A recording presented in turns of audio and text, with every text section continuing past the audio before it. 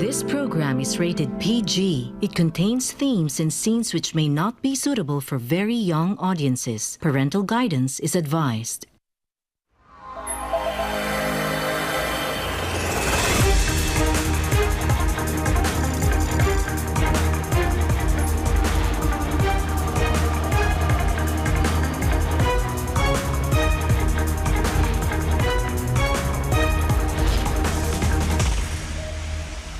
This is SMNI News Channel. Truth that matters.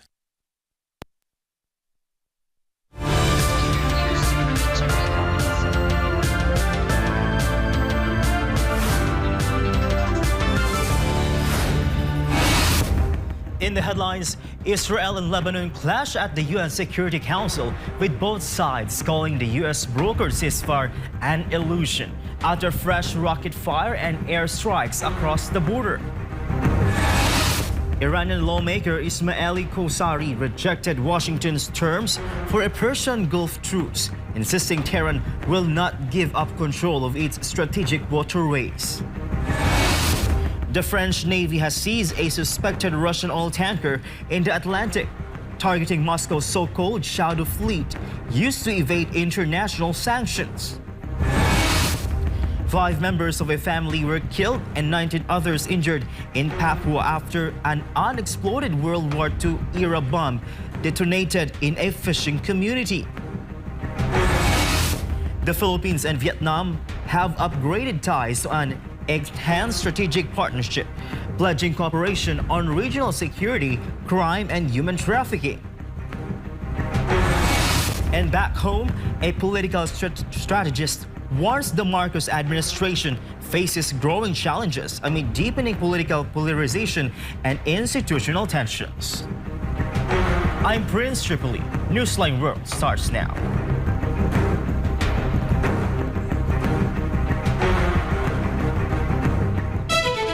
For first story, Israel and Lebanon traded sharp accusations before the United Nations Security Council as both sides declared the U.S. brokered ceasefire an illusion amid renewed rocket volleys and cross-border airstrikes. Jane Cunita reports. The diplomatic floor of the United Nations turned into a rhetorical battleground as the fragile truce brokered in mid-April teeters on the brink of total collapse. Speaking before the Council, Lebanese Permanent Representative Ahmad Arafah accused Israel of treating the cessation of hostilities as a one-sided arrangement. Arafah says non-stop Israeli incursions, illegal security zones, and localized airstrikes have killed over 400 people and forced thousands of civilians to flee, freezing recovery efforts in southern Lebanon. إعلان التزم به لبنان بشكل تام وكلي، لكن بالمقابل أمعنت إسرائيل بانتهاكه بشكل يومي وعلى صعيد واسع في بعض الأحيان. إن استحداث مناطق أمنية ورسم خطوط جغرافية هو احتلال مباشر وانتهاك صارخ لسيادة لبنان ووحدة وسلامة أراضي. Israel's UN envoy Danny Danon hit back fiercely. He even brought a visual model of an intercepted Hezbollah combat drone directly into the council chambers. Danon argued that the Shiite militia has fired roughly 10,000 rockets and deployed 300 unmanned aerial platforms since March under direct instructions from Tehran. Because of this, Tel Aviv is defending its decision to restart targeted airstrikes against Hezbollah hubs in Beirut. Danon insists there will be no military pauses until the drone threat is permanently gone. Hezbollah fired on us to serve Iran. They got instructions from Tehran. They never really stopped. It kept firing, it kept rearming, it kept shooting rockets and drones toward our soldiers and our civilian communities. Or would you do what every responsible government does and eliminate the threat? Israel has made its choice. We will not wait for these drones to detonate. We will not wait for more funerals. Back-channel talks mediated by the United States are trying to keep the shaky truce alive. But out on the ground, heavy combat outside Nabatea is currently driving the real security situation. This has been Jane Cogniter, Global Citizen Correspondent, reporting for Newsline World. In an exclusive interview with RT, Iranian parliament member Ismail Kosari lashed out at Washington's terms for a potential truce, declaring that Tehran expects no positive outcome and will not surrender waterway control. Jane Cognita is back for more details. As back-channel diplomatic channels sputter over a potential Middle East peace deal, Iranian parliament member Ismail Kosari exposed deep-seated skepticism directly from Tehran. In an exclusive interview with RT, Kosari dismissed Washington's core demands regarding nuclear containment and maritime passage. The prominent legislator directly condemned U.S. President Donald Trump's regional mandates, pointing to the assassination of Iranian leadership as an unforgivable barrier to genuine diplomacy and asserting that current White House proposals completely lack factual reality. Trump has many demands, but he operates in a completely different mindset. He has committed a crime, and yet he makes demands, for example, regarding the nuclear issue or the opening of the Strait of Hormuz. So the things he says, we must note that he is speaking from a position that has no basis in reality whatsoever. The legislative warning comes at a critical juncture as regional mediators struggle to secure definitive extension of the temporary ceasefire. Kosari stressed that while Tehran sends representatives to the negotiation table out of basic diplomatic protocol, they remain heavily prepared for a resumption of direct hostilities. The lawmaker drew an absolute red line regarding frozen state assets, warning that Iran will permanently lock down and control the Strait of Hormuz to block hostile naval movements if financial compensation is denied. This is our red line because it is our legitimate right. We are not asking for anything extra. This money belongs to the Iranian people and it must be returned to us. On the other hand, you imposed a war on us and caused damage during the negotiations, and you must also compensate Iran for those damages. If this does not happen, then we will certainly never allow the Strait of Hormuz to return to its previous normal conditions. From now on, we will control the strait. While U.S. defense officials maintain that a permanent enforcement framework inside the strategic waterway remains a non-negotiable cornerstone for American sanctions relief, hardliners in Tehran claim their multi-decade resilience under economic blockades leaves them fully insulated from Western leverage. This has been Jane Cogniter, Global Citizen Correspondent, reporting for Newsline World.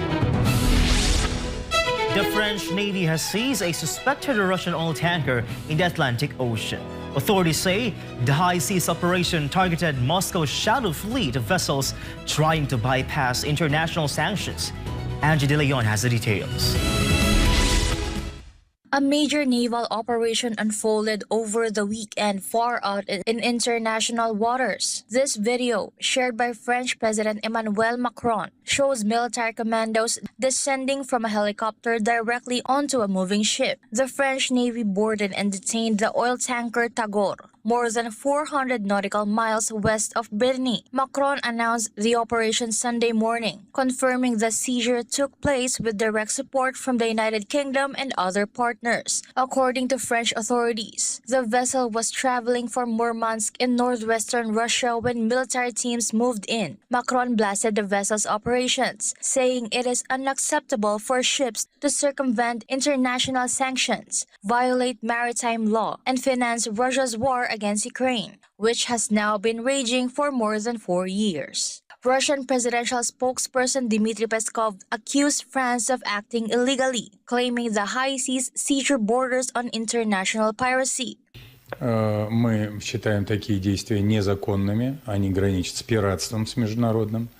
Мы абсолютно не согласны, что они осуществляются в полном соответствии с международным правом.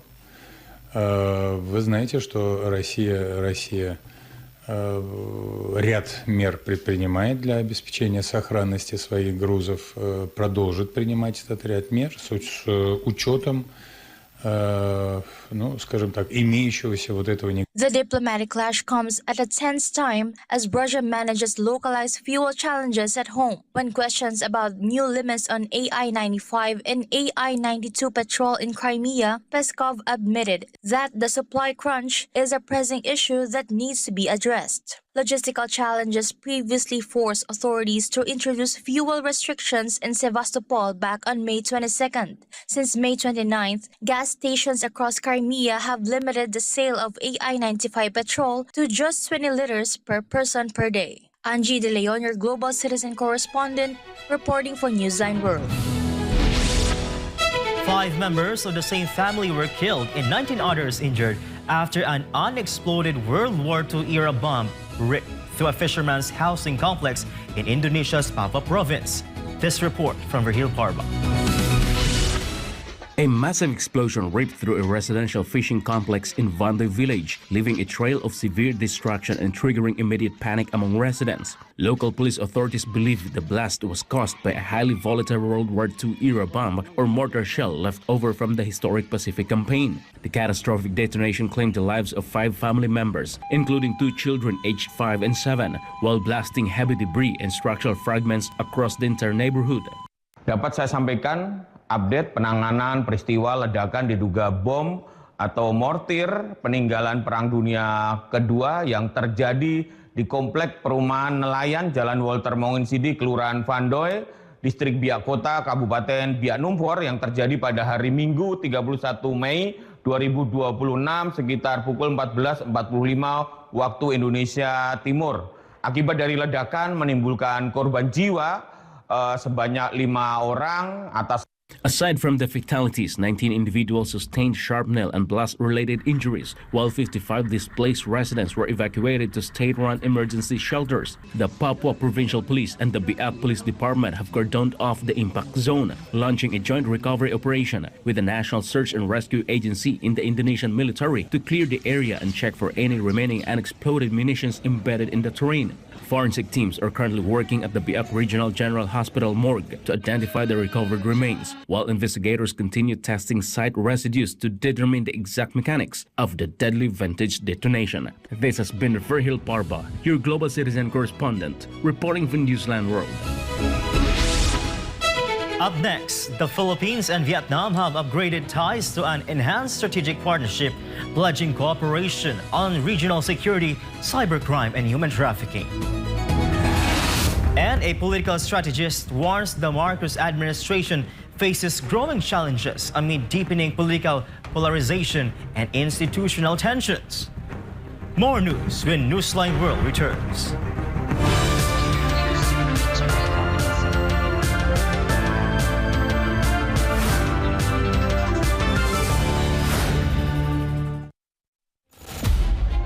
Sa panahon ng ingay, sa panahon ng maraming tanong, panahon na para marinig ang katotohanan. Sa totoo lang, ano ba talaga ang nangyayari sa ating bansa? At sa totoo lang, handa ba tayong harapin ang katotohanan? Sa totoo lang, dito walang iwasan, walang paligoy-ligoy. Diretsong usapan. Sa totoo lang. Sa SMNI.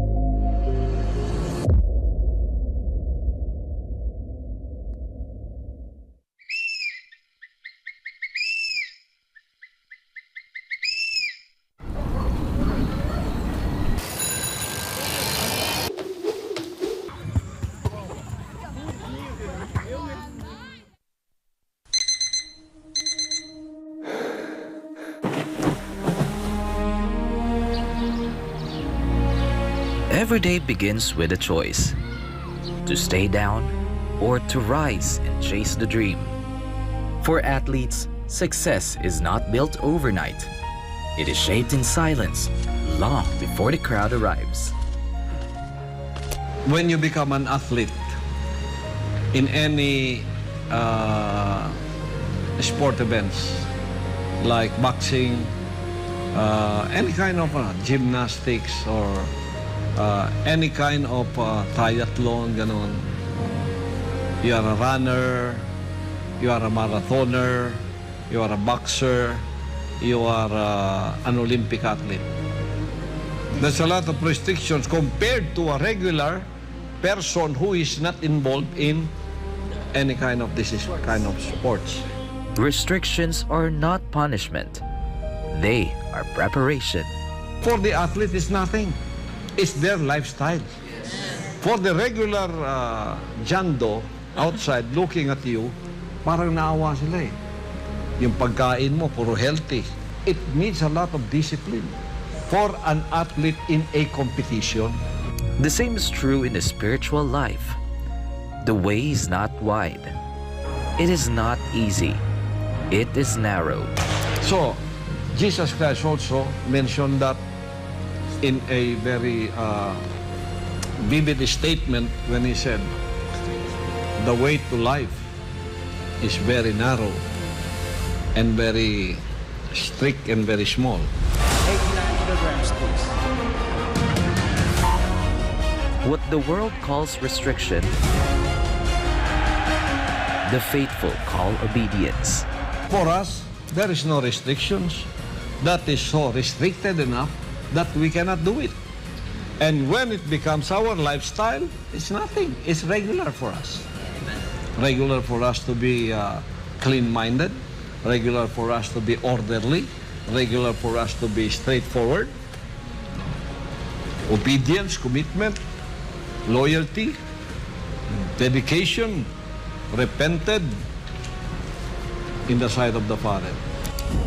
Because this life is a race. Are we in this life in a competition? Yes, very much. Because Paul said that also. They that run in a race run all, but one receives the prize.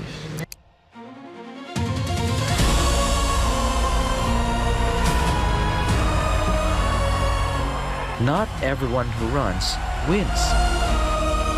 Only those who endure. In order for you to be in a race, you have to be disciplined. So the kingdom nation's citizenship is a disciplined citizenship. Run the race. Choose the narrow way. Live the disciplined life. Because the prize is eternal.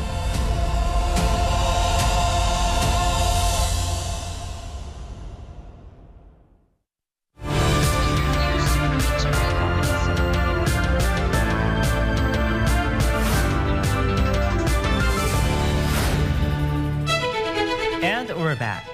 The Hawaiian Volcano Observatory confirmed that Kilauea has broken the all-time record for the most fountaining episodes in documented history after an intense new summit blast sent lava towering into the sky. The summit caldera of Kilauea volcano has exploded back to life, writing a new chapter in global volcanology. According to the United States Geological Survey, the historic 48 fountaining episode commenced early Monday morning at the Halema Umayu crater. The sudden magmatic surge produced towering curtains of incandescent lava that reached peak heights of nearly 650 feet, pushing a massive volcanic ash and smoke plume 25,000 feet into the atmosphere. This latest phase officially pushed Kilauea past the iconic 3-year Pu'u eruption record set in the mid-1980s. While the intense 9-hour fountaining cycle has since paused, civil defense officials issued urgent ashfall advisories for East Hawaii after strong upper-level winds drifted lightweight volcanic glass, fine ash, and hellish hair into nearby subdivisions and across sections of Highway 11. Geologists report that all active lava flows remain safely confined within the deep federal park boundaries, prompting aviation authorities to temporarily drop the local airspace color code back to yellow, while teams monitor subterranean tremors for the next magma breach. The political strategist has given his assessment of the Marcos Jr.'s administration's governance amid the heated political climate in the Philippines. MJ Moliha reports.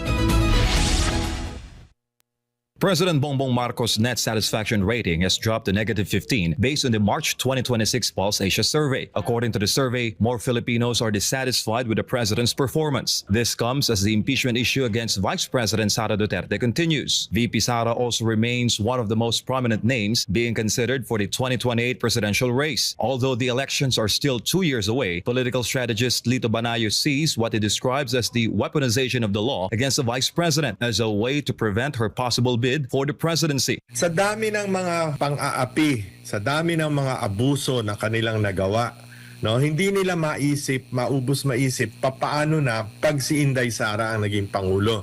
Papaano na kung sila naman ang usigin. According to Banayo, a major example of this was a 16-day KOJC siege, or the operation conducted by authorities to locate Pastor Apollo C. Kibuloy of the Kingdom of Jesus Christ. He said the authorities' siege of the KOJC religious compound in 2024 was a major red flag. For him, it demonstrated the use of government institutions to persecute individuals, particularly those from the religious sector. Tingnan mo yung ginawa nila kay Pastor Apollo Kibuloy. Di ba yung nagpupuyos ang damdamin ng mga taga Davao at ang mga milyon-milyong mga adherents ng KOJC dahil doon sa ginawa, yung inhumane hindi ba? Following the brutal KOJC siege in 2024, former President Rodrigo Duterte was flown to the ICC in March of 2025 and detained.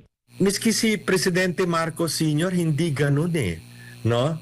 So ngayon, ewan ko, lahat natapos yung ginawa nila kay Pangulong Rodrigo Duterte, bagamat alam nila na napaka-popular ni Pangulong Duterte, no? At yung basta mo na lang kikidnapin ang isang dating Pangulo, mag-80 anyos na, actually, 80 years old na nga last, di ba?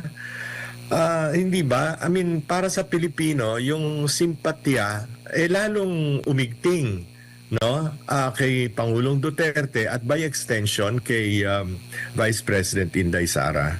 And now, according to Banayo, it is senators critical to the administration who are facing cases. For him, the objective is allegedly to obstruct the ongoing flood control probe being conducted by the Senate Blue Ribbon Committee, which could expose those behind the alleged anomalies. Malinaw na malinaw na ang direksyon ay laban lamang sa oposisyon, laban lamang sa mga kaaway sa politika.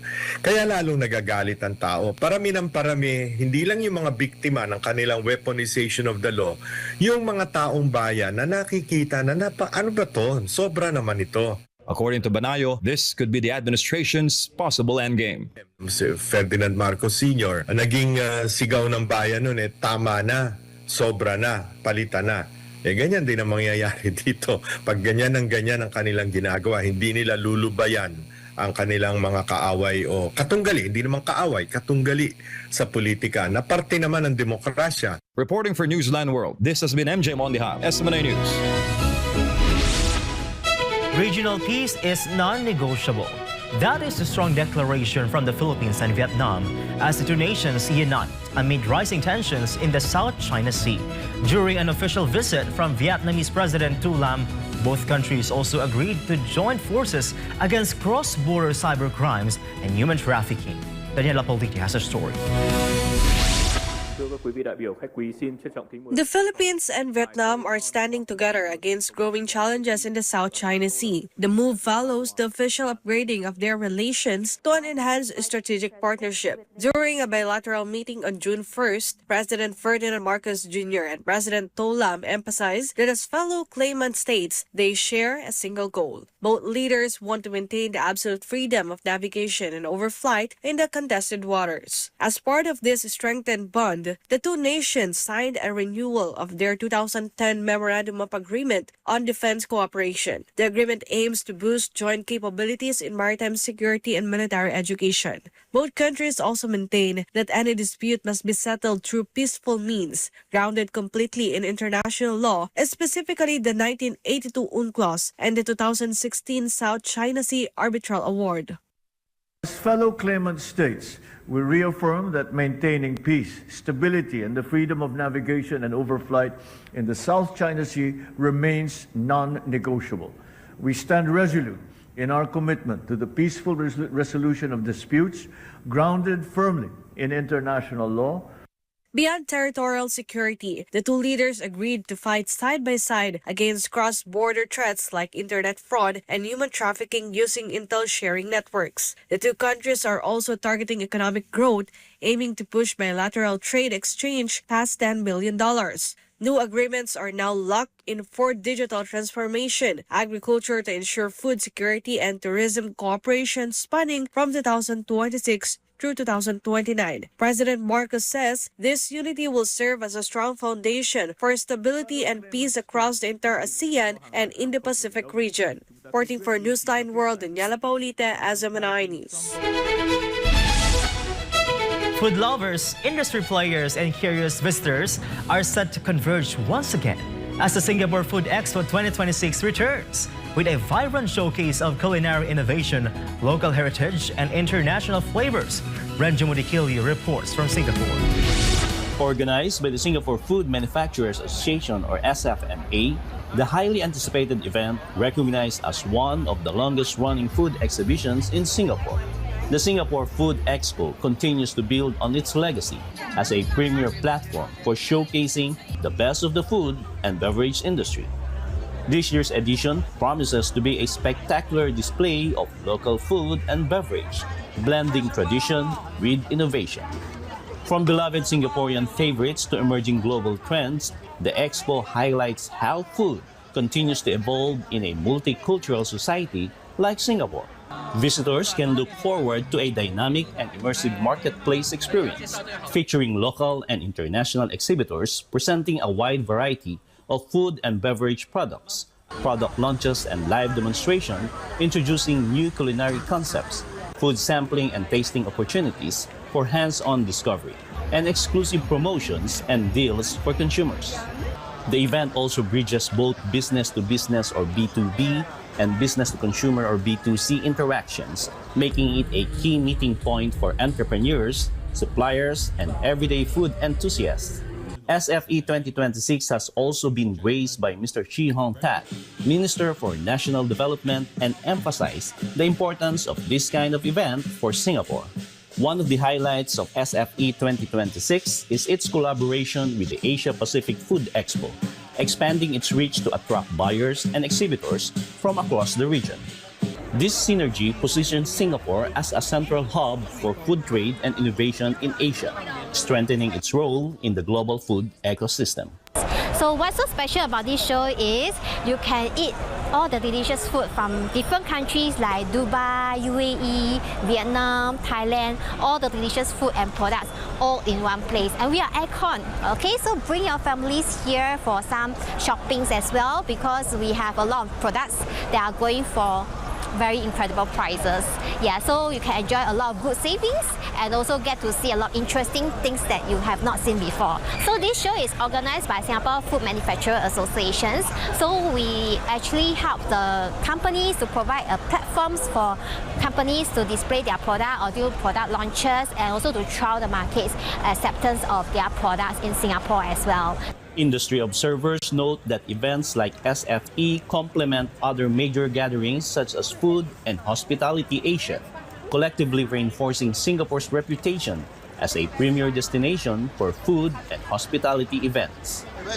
Beyond the flavors, the Singapore Food Expo serves as a community experience. Families, friends, and even organized neighborhood groups participate in the event, reflecting its inclusive and festive atmosphere. Held at the expansive Singapore Expo, one of Asia's largest convention venues, the event offers a comfortable and accessible space for thousands of visitors to explore, connect, and indulge. As Singapore continues to embrace its identity as a global food capital, the Singapore Food Expo 2026 stands as a celebration of diversity, creativity, and shared experiences through food. Whether you're a passionate foodie, an inspiring entrepreneur, or simply someone looking for your next favorite dish, SFE 2026 promises an unforgettable journey, one bite at a time.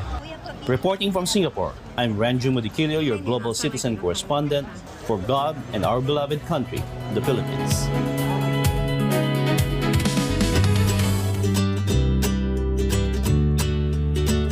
Comic book and pop culture fans assembled at the exhibition center in Wan Chai on Sunday, wrapping up the first ever Hong Kong Comic Con 2026. The massive event aims to tap into the major tourism potential of gaming, anime, and pop culture. Joy Tabanao has a story. The convention floor at the exhibition center in Wan Chai was packed with energy all weekend long. The event bridged Eastern and Western pop culture under a single neon-lit roof, delighting fans from across Asia and beyond. On the floor, fans posed for photos next to towering statues of beloved anime characters like Goku from Dragon Ball and Luffy from One Piece. Just steps away, collectors marveled at a specialized gallery showcasing over 200 rare, celebrity-signed Marvel collectibles.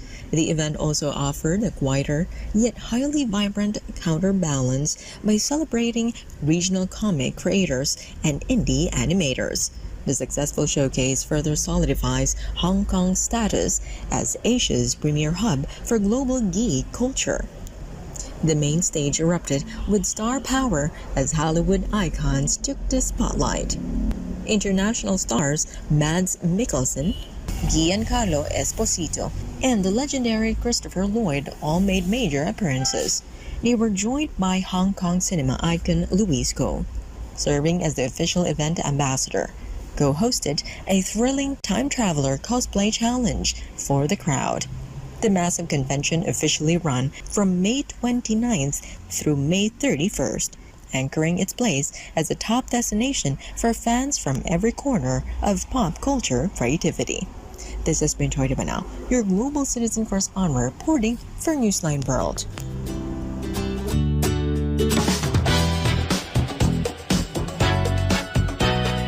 Last weekend was one for the box office history books.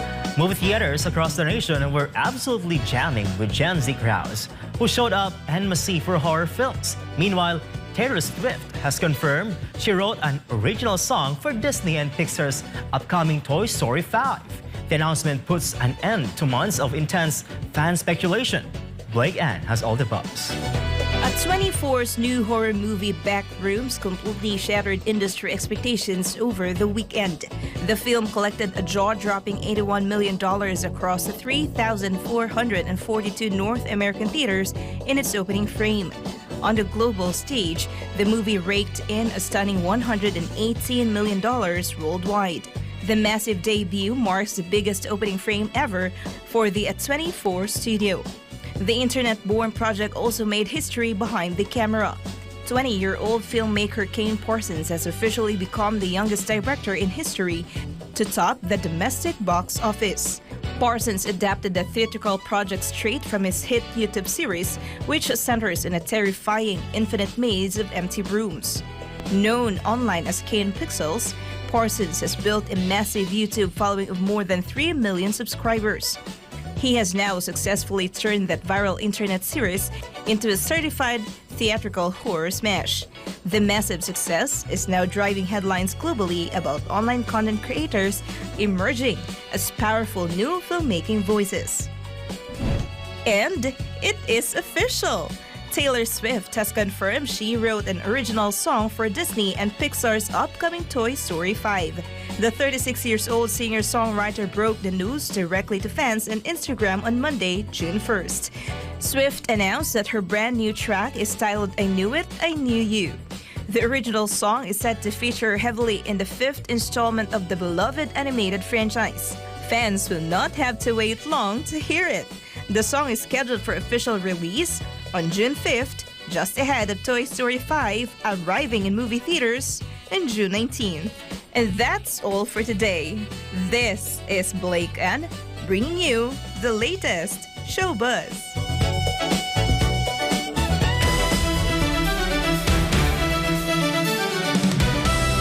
In latest sports updates, world number one Arna Sabalenka overcame a tough challenge from four-time Grand Slam champion Naomi Osaka, rallying from an early deficit to score a 7-5, 6-3 victory on Monday and book a place in the quarterfinals of the 2026 French Open at Roland Garros. Meanwhile, Indiana Fever star Caitlin Clark and coach Stephanie White dismissed concerns over their viral sideline exchange, explaining that the heated timeout discussion stemmed from the frustration of a tough loss and their shared desire to help the team improve.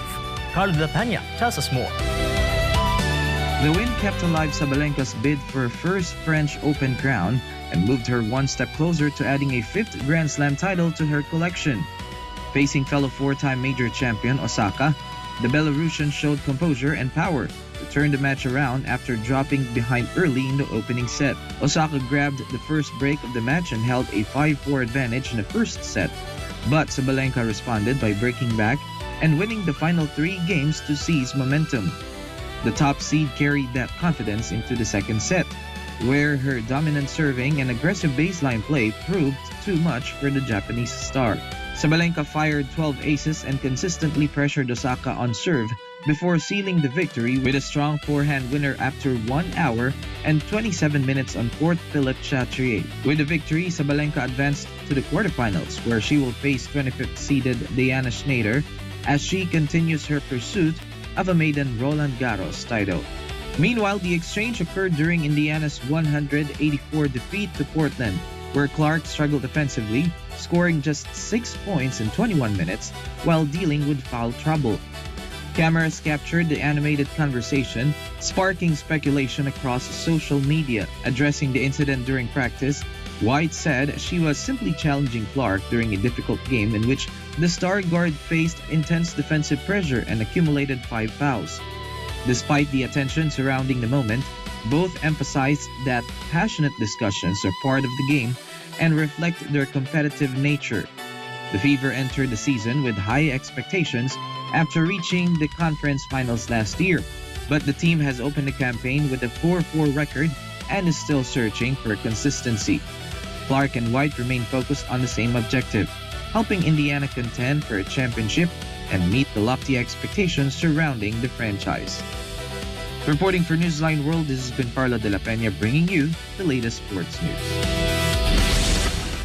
And before we end, may we be inspired with the words of the song.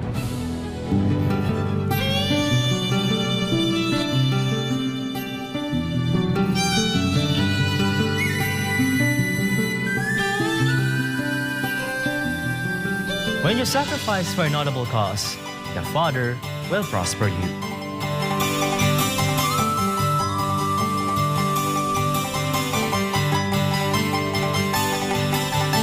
And that's all for this edition of Newsline World. For God and my beloved country, the Philippines, I'm Prince Tripoli. Thank you for watching and goodbye.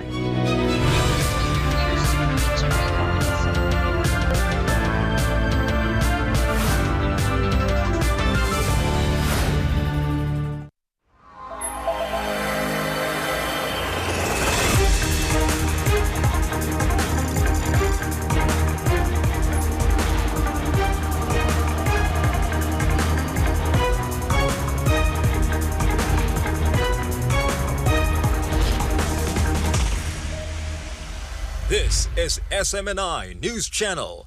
Truth that matters.